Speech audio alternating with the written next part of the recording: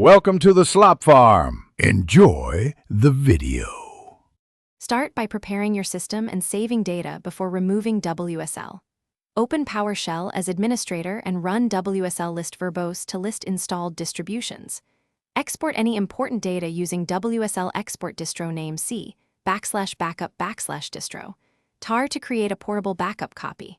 After exports finish, stop running instances with WSL shutdown to avoid file locks during removal.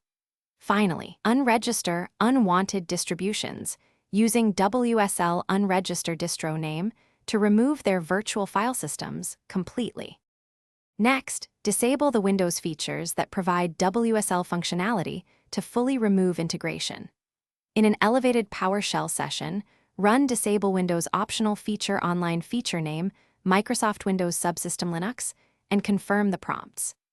If you installed WSL2, also run Disable Windows Optional Feature Online Feature Name Virtual Machine Platform to remove the VM support layer. Open Settings and uninstall the Linux kernel update package under Apps if present.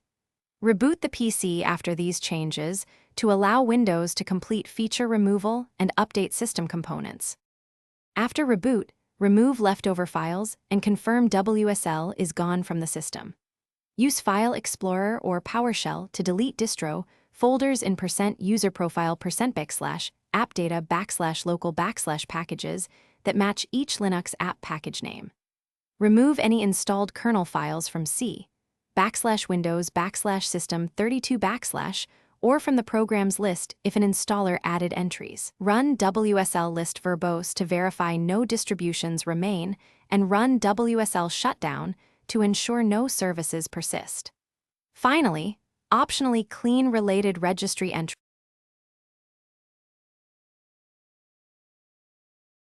Thanks for watching. Consider subscribing if we helped you today.